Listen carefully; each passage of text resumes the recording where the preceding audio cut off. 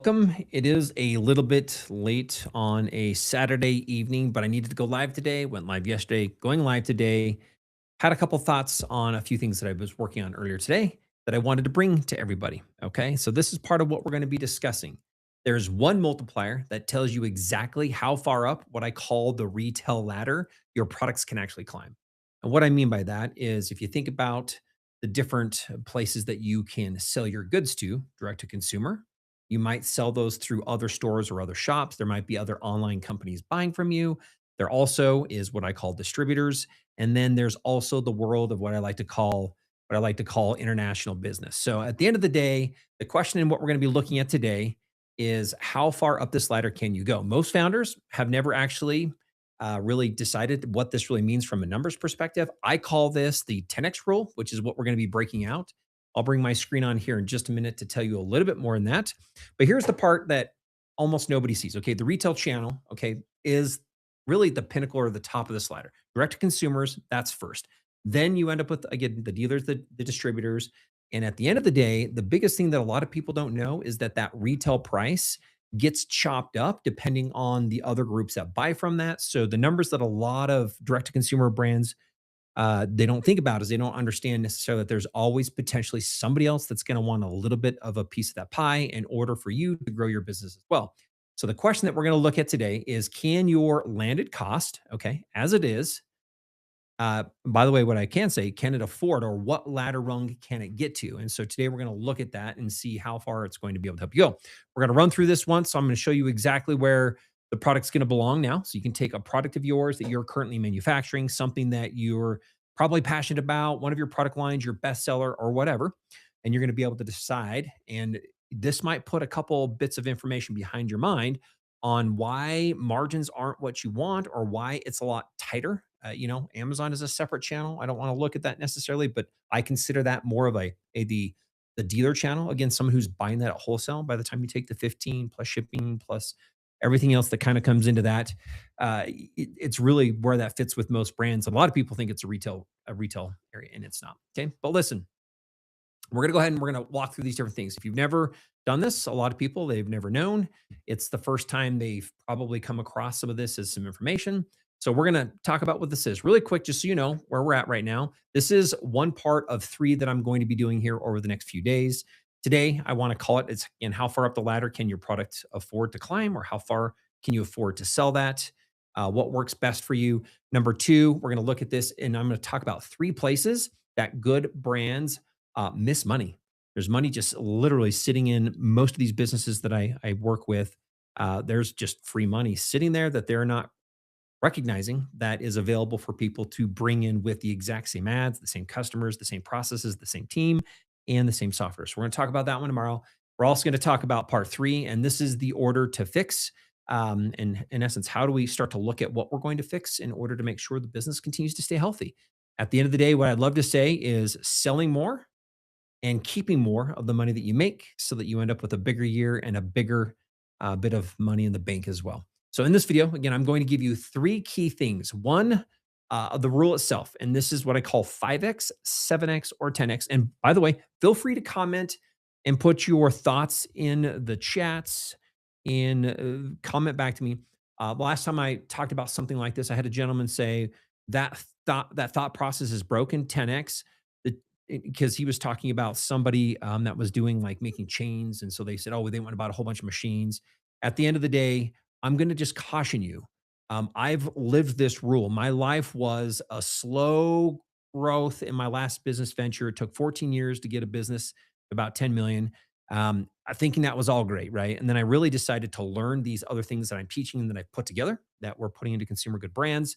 And I was able to triple that in 3 years, going from 10 to 30. So yes, this works. It works across scale. It's a consumer goods brand products. If you make or you build, you might make them overseas. You might import things. At the end of the day, if you're transferring and shipping something to somebody and you're doing through channels, this does directly apply to you. So again, this gentleman was mentioning that oh, that didn't work. Like this other person was able to go buy all these machines and scale. Well, let me just caution you here. There is great value in volume when the time is right and the margins are right. And again, we'll look at that a little bit later. But what you don't want to do is sacrifice and go believe that you're going to build a business on the distributor channel, which, by the way, is one of the hardest because you keep the absolute minimal amount of what that is, even though they're doing some work. It's great, but it's a lot harder to put that back into building a brand, to putting your brand out in front of more people, to looking at paid ads, to helping get this into wholesales, to building out packages and programs for groups. And so at the end of the day, a 5X, a 7X, and a 10X. And I'm going to talk about what that is. And in fact, I'll show you here on a sheet of paper.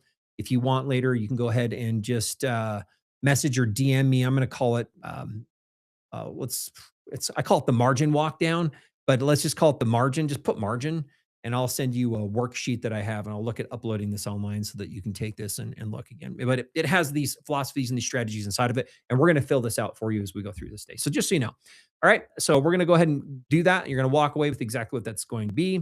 The worksheet again is called the margin walk down that I'll be walking through free. Let me come back here. Maybe I'll say, let's comment the word. This is going to be easier than the margin. Let's just call it the truth because this is your price truth.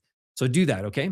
So two things to hang on to later in this video. Again, I'm going to show you exactly where the 7X ladder stops and what that means, okay, and what you can think about. And before the series is over, you're going to understand what we're going to talk about: product placement. Think about this like your best seller. We're going to talk about your business and look at what we can do to gather more information from your business so that you can make more money. And then we're going to talk about how you can put those into place. So grab a pen if you're with me right now. I'll give you this. You'll take a couple notes. You're going to be able to fill this out. Now, here's the roll. Okay, I'm going to give you in one sentence before what we've got going on. Your retail price needs to be 10 times your landed cost. Okay, that's what I'm calling the 10X rule. Now, again, this might not sound like it makes sense for everybody because if you can go take your current cost of goods and what that is when it sits in your warehouse, you might think I'm not at 10. That's okay. Most people do not understand this. In fact, when I worked with another consumer brand here recently and we did this, honestly, some of their products they were kind of just nice to have around because they just really weren't making enough money. It was hard for them to reproduce another order. The minimums are really big, etc. So stay with me here. I'm not asking you to change anything today. Again, a lot of people, some people know this. They have different rules of thumb. I'll go high level on this one more time. The reason that the 10X rule, it's a rule of thumb. You can live between 7 and 10. You can go direct to consumer at 5 and grow business. The reason is you end up with everything else: your employees, your warehousing space, returns, fulfillments, your next bunch of inventory that you're going to have to buy. And so it's a really good idea for you just to really believe in, instead of trying to just say, well, I don't believe that 10X is the number that I should have if I'm a consumer good brand. The question would be is how do we build products, and what does that mean that allows us to put as much value in those so that we can sell goods that are worth 10 times my landed costs? Again, we'll come back to this in detail, but just know that that's what we're going to be doing. So, um, and before again, this can mean anything, we're going to look at a few key things to make sure that we're talking about the same words. So we'll just get into this. Let's first look at the word landed cost. And what is landed cost? What does that really mean? Let me bring up my screen here so that you can see this with me as we go through this. A lot of people like to put random numbers around this. Are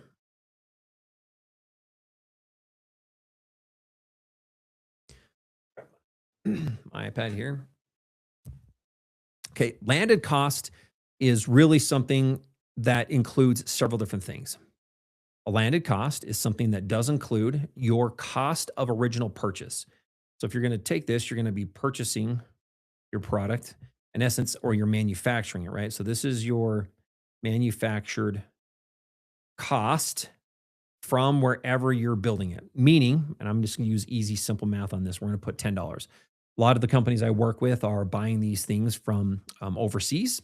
And if your product is costing you from a factory $10, that is not a landed cost. That is a cost of goods as it would be on a PO. But in between the cost of goods, what has to happen is there's going to be potentially a container or freight, right? There's going to be potentially tariffs.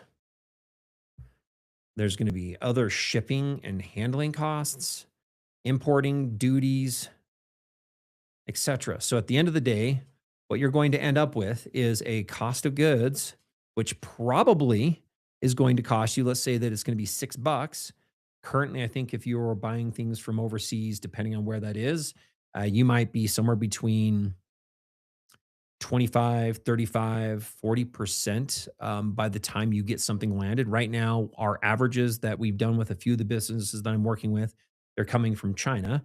Those products are about 40%. They have a 40% cost on what they cost on their original PO by the time they land with all the additional costs. Another thing, which I'm just going to throw out there just because I'm going to say it, uh, China Air can be pretty expensive, meaning how big is your packaging? How well packaged is it? How much extra space is getting shipped? Whole other series that I'm going to do that talks about products and how you design things. I call it Innovate 360. And it's a whole bit of considerations we do when you're designing a product and things that you should always consider before you decide ever to manufacture a product. Different story. But if we've got this and we're here at six, again, by the time we add that additional cost on there, another, I don't have my calculator on me. Let's give you an exact number on this, but I really want 10. I want to be able to get this the right way here.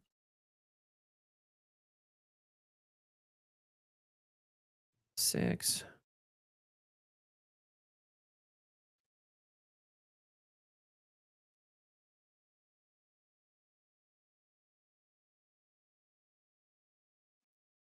Oh boy, my math's not working real good. Really, I'm gonna say it's about seven.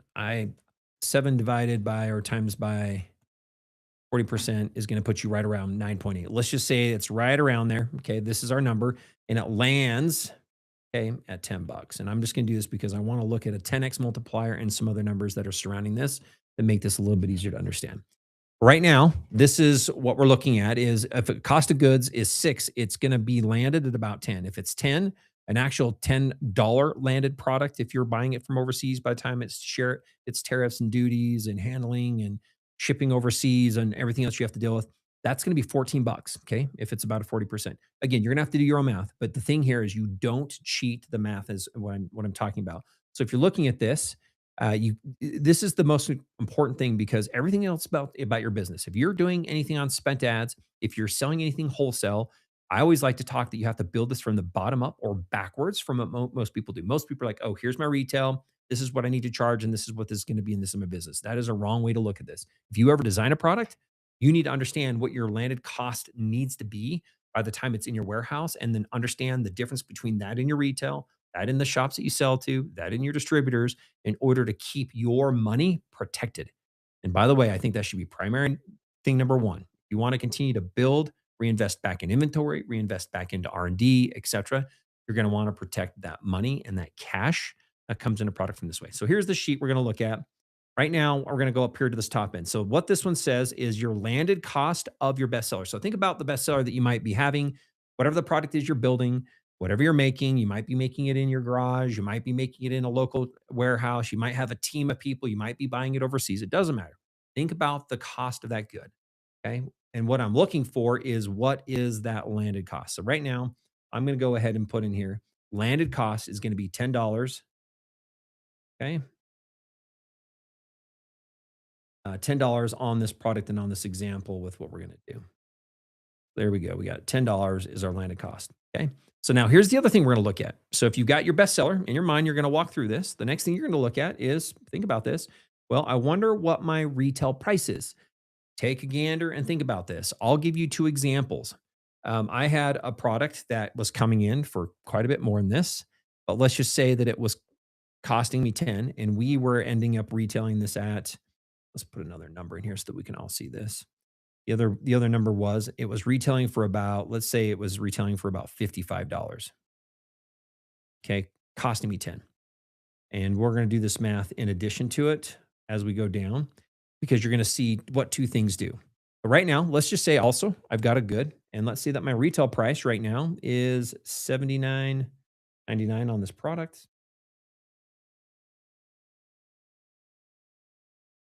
79.99. Okay. Now what we're looking at is the next one says, what is our multiplier? What that is you take your retail price, so whatever it's listed at and what you're selling it for. My recommendation is that you would take the average going sales price off of this. Again, the reason I have a 10x, a 5x, and a 7x rule is it actually allows you to have, if you can take something that is landed at 10, you can sell it at 100. By the way, in the world of marketing and sales, Often, if you're going to sell through anybody else, we have what we call a MAP price, which is a minimum advertised price. You want to be able to allow people to provide discounts, and they're going to want to still buy it at a healthy margin. Again, usually it's minus 50% if you're going to do through resellers.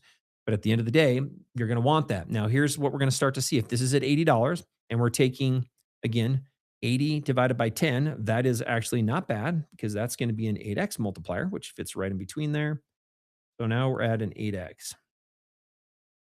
And so now here's the walk down. And so what we're going to do is we're going to take a number and we're going to say, great, if this product retails at $80 and I'm going to sell this because a shop comes to me because like, dude, your product is amazing. And we want to resell it. What they're going to want to do is they're going to want to get it at 50% off that. That's what they call it. It's the wholesale. They want to buy it at wholesale, which is minus 50. So they want their 50% markup in their margins, which is they buy it at 50, they want to sell it at 100. So if it's costing you 80, I mean, you're retailing at 80, guess what they want to buy it at? 80 divided by 2, okay, or 80 times 0.5, 80 times 50%. They want to be able to get this, okay, you're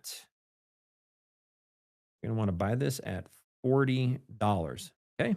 Now, here's the key thing. This is the key part that, again, a lot of people don't know. Now, you do not have to go here. Not everybody needs to or has the ability or has the power in their product and their profits to sell through another layer, which is the distributor layer. There is value on this, and I'll talk about this in just a minute, but a distributor is a group that sells to all of those other retail shops. And one of the biggest and most powerful things is often they have big teams of people that go out and they carry probably 10,000, some of them 20. Some of these companies carry 30 plus thousand SKUs and they're trying to place your products in other people's stores where people can see them and buy them. If this is the case, they're going to want, by the way, and I've dealt with them at all of other sorts of groups and places. Trust me, in my life, I've sold to the biggest shops of all of them.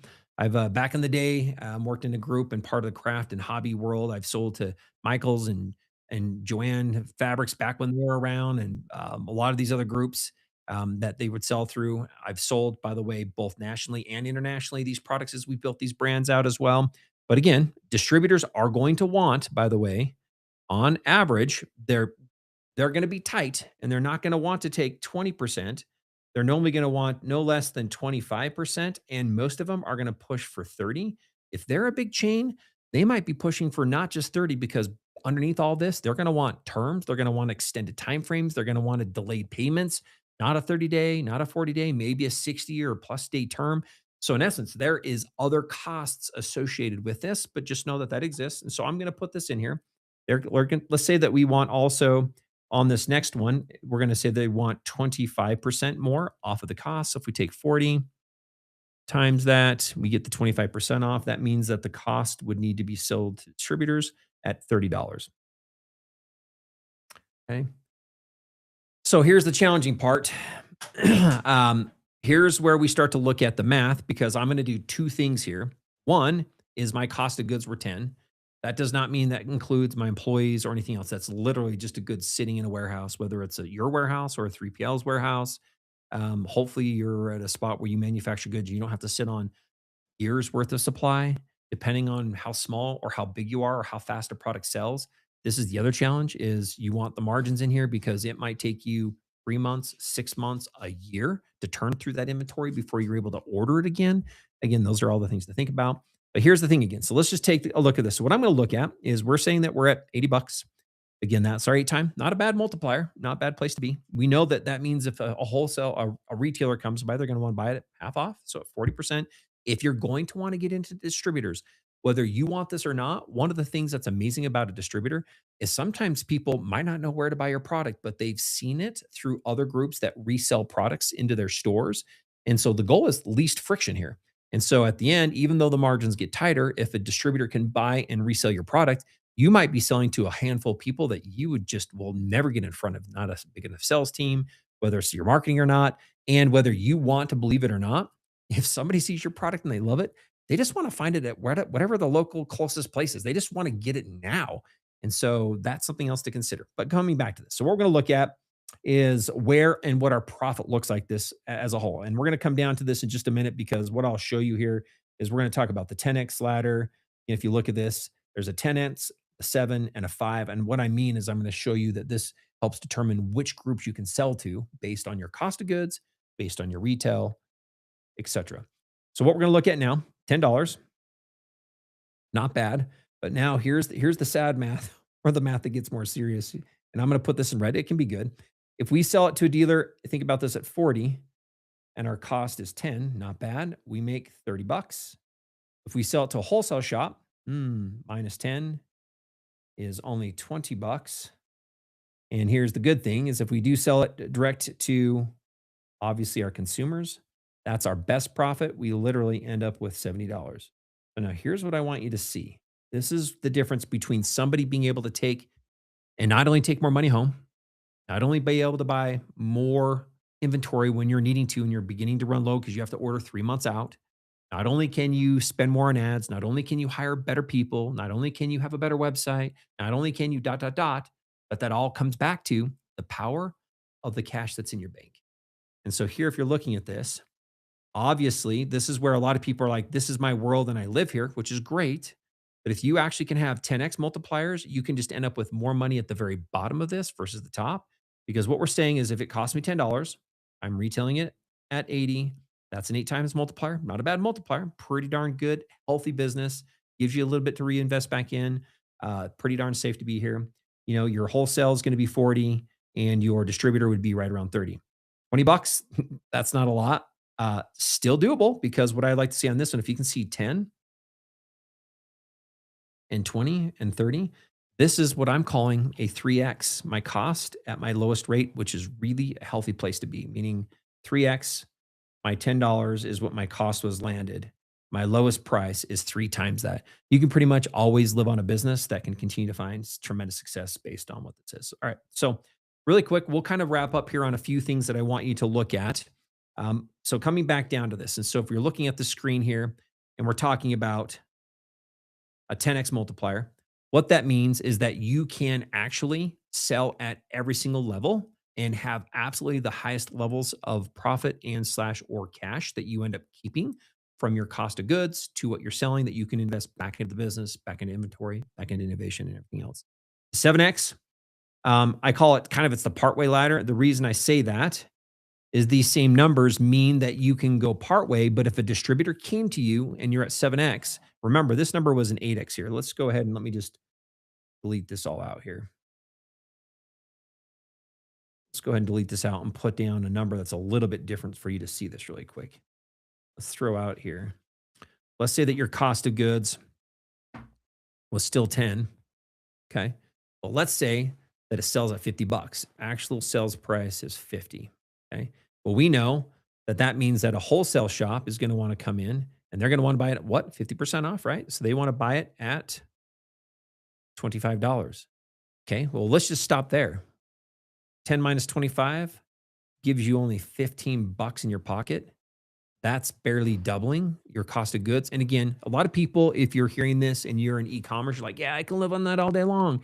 We're not talking e-commerce. I'm talking if you're a product goods company, that you are a manufacturer and you're out there and you want to continue to create innovation. You want to continue to be able to have and manage not only the inventory for you, but the inventory for the others who have e-commerce shops that are going to sell your goods. You want to be able to put displays in, if you want to be able to have more innovation on the next product, like all that stuff means that there's other cash that is required in the business in order to facilitate it for growth. And again, this is one of the biggest things that's a challenge with any kind of a consumer goods brand is the bigger you grow, the more money you have to reinvest back into your inventory. We'll do another one on what I'm going to call your cash flow analysis that shows you how fast you can actually scale depending on the amount of profit you can get from a product. But again, 15 bucks. Again, a lot of people are thinking like, that looks great. We've got $15 on top of it because it was 25. Not really, because I'm guessing that almost 50% of that's going to go, well, one, if you sell the good and you pull out your 10 bucks, if you're going to grow, you need to probably pull another 15 to 30% of your cost of goods in order to prep it for your next one because it's not your money. You think it's your money. No, you got to go put that back into the bank so that you have more money to buy your next batch of goods. And then if you're not going to pay, again, it's just, so we're looking at this number. Here's what we're looking at. So 25, by the way, what that means is no distributor, because if a distributor comes by and they want that at another 25% off, I'm going to round this off, but that puts this down at it's 1875. Again, you're $10 off of that means that you're sitting at only $8.75 profit. I don't know what you pay your employees, but I'm going to tell you, if you're only making 8 bucks and 75 cents, you're selling not just hundreds, and you're probably not just selling thousands. You're going to have to sell tens of thousands of goods to be able to make that money back to take care of everything else that's happening inside of your business. Again, you can comment and you can agree and disagree. I've lived this world. I've sold products and I've worked with businesses that sell things, for the $3 to $5, the $50. And some of my clients currently have goods that they're manufacturing and they're selling upwards of $40,000 per unit as part of their sets. This same rule of thumb is not always available at all those levels, but I'll tell you, it's been one of the biggest things that opens up the success of truly being able to grow and scale and build a business when you're looking at the money that you want to be able to have. One of the comments that I would hear often is the business feels like it's been growing and it seems like we're making more sales than other, but why don't I have any extra cash in the bank? And this is the exact reason why is depending on where you're sitting on the product, depending on how much it's cost you to get in, depending on what it takes for you to run, depending on what you have to buy for the next set of inventory, depending on what sets of inventory stay in and on the shelf and don't sell. All of those things come into place, which is why I have my 10x rule. So coming back to this again, looking at the bottom, 10x rule is ideally best.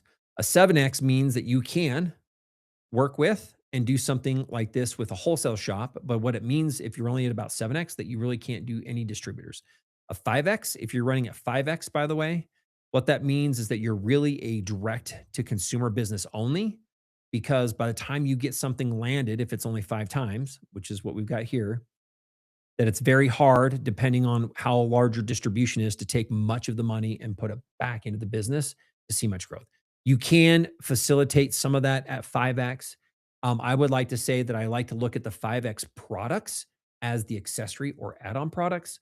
Those are less margin sensitive because anything added to a cart is simply more money one up front, depending on how many times you have customers buy and what the lifetime value is of your current clients. Again, all of that can come into play. So just know that this is not a break even, hard, fast rule, but it is something that we want to understand. And the thing that this starts to let you leverage, if you really are in the business of manufacturing goods, what we begin to do is we begin to flip our next product design because now we know its price, which where we want to retail it, because like, hey, other people are competing. We think that if we had a product that was a little bit cooler, had a few other functions, or fit here at this price, you can literally say, rule of thumb, okay, great. It needs to cost me 1/10 the cost. Usually in the dream world, you end up not being able always to keep it at that. Things come up, you sneak them up. Again, you might have to put in your tooling and some other things. Other video we'll do on this. But at the end of the day, that's why we look at the 10x rule. 7x you can live on. 5x means really it should be an accessory, or really you're going to be more of a direct to consumer only brand. And that's just kind of what that looks like. Therefore, there's a ceiling that you're hitting unless you have 10x, because you can break through every ceiling. You can break through the dealer ceiling. You can break through the distributor ceiling and even the international, because the international even has a little bit more cost to that than even somebody local within your country who would be selling through distributors.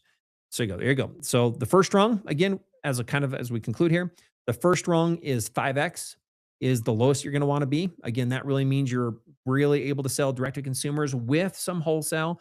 Again, if not all your products here and you have some at 7, we just did one at 8. If you have a 10x product in there, by the way, here's another quick thing for you to think about. A 10x product, how might we make something feel or be valued at 10x? It does not always have to be something based on the physical product itself. It can be perception. You guys know that there are many brands that would charge way more than 10x the cost of those goods because they've been able to build a premium value around their brand and the products themselves. So understand and know that that is a dream world to be in. Keep your curiosity open. Don't say because I don't have 5x or because I have products at 3x, I've been able to do this. I'm not saying you're not able to do it. I'll just tell you, you're just doing it with a little bit less money in your pocket. You're doing it with a little less availability to add into more inventory or stock, or to build your next product, or to spend the next set on tooling. So all it's doing is saying that you're limited more so than you need to be, than understanding, in essence, the 10x rule. Remember here, again, around the 7, it's a pretty healthy place to be. This one allows you to do dealers and direct to consumer with pretty much not any worry. You can facilitate the lots, the sizes. You can handle the shipping. Your teams work well. 10x is obviously the ideal place to be. So I want you to think about this. If you want the sheet, go ahead and you can take a snapshot of this. You can request. Remember, I'm going to put truth. We can just send you a physical copy of this for you to use. My recommendation is do this tonight. Take this and run it over one of your bestseller products. Go ahead and take a look at what its average sales price is. If you by chance have an online shop, it's really easy to go in there, take a look and say, hey, over the last month, what have been my top selling products? What has been the average selling price with or without discounts? Just get that price. You can then look and hopefully, and again, not everybody does this, you've done because you haven't fully tracked all of the details of what it actually cost you to get it landed. So let me come back to that. Just as a piece, just my recommendation is that you really look at making sure that just making sure that you really cross every T and dot every I, because at the end, the better you know, they call it the cost of goods. So, what was my cost of goods from? And by the way, a cost of goods is one more layer. Instead of just saying I'm purchasing a good, there's another detail layer that we can talk about. Those that want to know really what are everything's that goes into what I'm considering a cost of good. You really want to know this because you might take a product that was costing you $14, and once you understand how those pieces came together, you might be able to find it at 12. By the way, think about that. Every dollar is worth 10 as a 10x rule applies. And so if something costs you 14, you should be retailing that at 140. Meaning if you can get that product at 100 at 12, it's a $120 product, or maybe it's valued at 140, you now just end up with more money in your pocket and a better strategy to make more of that multiplier on the top. But just so you know, those are the things I wanted to share. We'll be talking about other places in your business on the next one where money actually already sits. And there's an opportunity for you to grab that by simply putting a few things in place to capture the existing volume of customers already coming to get to know who you are, walking through your store, walking and getting onto your website, etc. And we'll take a look at break that out. And then we're going to put in place what you can do to go grab that and make that happen. So I just wanted to share that. There are a lot of other things. My goal is to continue to unpack all of this stuff over the next few weeks as we're continuing to do so. One of the things that we do with businesses is we do have what we call a sell through 360 strategy. Our goal is to come in and we take a look at currently what you have as your product lineup and some of your costs, your pricing. We look at the channels of sales, and we also look at your systems to see what you might already able to be gathering, or what might be the biggest opportunity from like your websites. We look at that through email, text message, automation series, and some other things. No, we're not, and we're not classified as we're an email specialist. We know that very, very well. We really are a consumer goods brand strategist that helps people clarify exactly where they're at, understand their products, their assortments, bundling, upselling, products where they're placed within the industry, understanding who your best customers and clients are. We bundle that all up and ideally help you put that all into place. We've done this with several different brands, and we find that there's like what we call as part of our sell through is how can we find you and plan on your next 100K of annual received revenue that you can do by simply looking at the systems that you already have. We'd love to help you find that in your business. Let me know. Reach out to us, DM me, and we'll get you set up with some of that stuff and help you build your direct to consumer brand and get you in places and help you build a brand that's probably something that you're very passionate about, but something that puts what we call more money in your bank with better sales. And there's more that you can take home at the end of the day.